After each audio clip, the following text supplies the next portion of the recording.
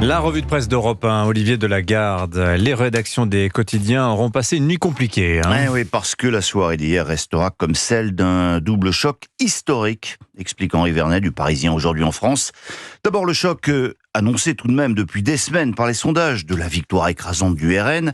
Et puis, deuxième choc, sans conteste le plus spectaculaire, poursuit-il, l'annonce par Emmanuel Macron de la dissolution. Et là, branle-bas de combat. Les éditorialistes sont obligés de reprendre leur papier. Le Figaro change de une à toute vitesse. La déferlante, c'était le premier titre du journal. Le choc, c'est la manchette de la dernière édition. À Lille, dans la Voix du Nord, Nathalie Zorn le reconnaît.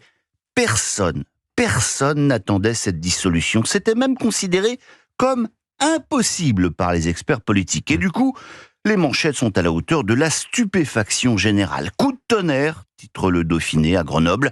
Coup de poker pour le Télégramme de Brest. C'est un pari extrême, annonce le Midi Libre à Montpellier. Un pari fou, titre l'Humanité. Alors, une fois passée la stupéfaction, qu'en disent les journaux ? Bon, alors, évidemment, Dimitri, il y a plusieurs lignes. Il y a d'abord ceux qui estiment que Macron ne pouvait finalement pas faire autrement. Il a fait le choix de la démocratie, écrit par exemple Stéphane Vernet à la une de Ouest France. Oui, Macron a décidé de ne pas faire comme d'habitude, explique aussi Olivier Biscay du Midi Libre. Il n'enjambera pas l'élection et sa cuisante défaite. Et l'éditorialiste de saluer même un acte courageux. Même son de cloche à Strasbourg où Franck Buchy des DNA écrit « Réduire la décision du président de la République à une opération kamikaze s'apparente un manque de confiance dans la démocratie. Et puis les prophéties politiques ne s'accomplissent pas toujours, rappelle-t-il. » Voilà. Alors ça, ce sont un peu les journaux que l'on pourrait mettre dans la rubrique « c'est pas si grave ». Mais en toute objectivité, ils sont loin d'être majoritaires ce matin. L'idée dominante, c'est plutôt celle de Sébastien Verse, l'éditorialiste de la Provence, qui parle de paris extrêmement risqués. Macron défie les électeurs de placer Jordan Bardella à Matignon. Le jeu se révèle hautement inflammable, écrit-il. Mais c'est même déjà perdu d'avance, tonne Alexis Brézet dans le Figaro. La progression du Rassemblement national n'est pas un accident, écrit-il. Elle traduit une colère qui vient de loin, qui désormais déferle sur l'Europe entière, qui se nourrit pour l'essentiel, d'une part des risques de l'immigration incontrôlée et de l'autre des menaces de l'islam politique. Emmanuel Macron aura beau sonner le tocsin, battre le rappel une fois de plus des bons républicains contre les méchants extrémistes, poursuit-il. Il est peu probable que cette angoisse-là recule d'ici la fin du mois de juin. 3 semaines, en plus, c'est très court pour faire campagne, souligne Sébastien Crépel dans l'Humanité, le quotidien communiste qui parle d'irresponsabilité. Oui, mais les plus sévères ce matin envers Emmanuel Macron, ce ne sont pas les quotidiens de gauche. Non, ce sont les deux journaux qui ont probablement le plus soutenu le président de la République depuis 7 ans. Je veux parler de l'Opinion et des Échos. Nicolas Bétou, le président de l'Opinion, qui n'y va pas par 4 chemins ce matin.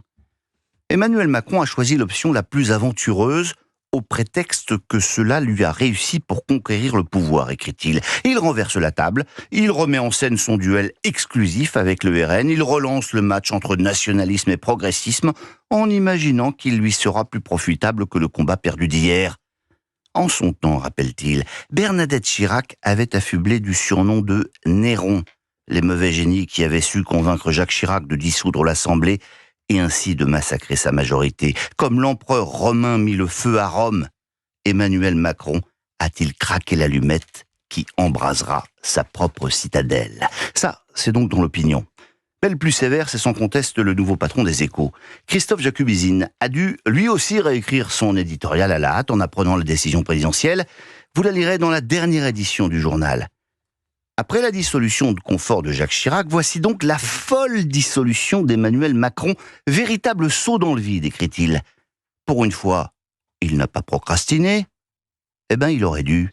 Certes, il place les Français devant leurs responsabilités, mais alors que la guerre est aux portes de l'Europe, alors que les Français ont choisi des candidats qui plaident pour la non-ingérence, il semble leur dire « gouvernez maintenant, les cons ».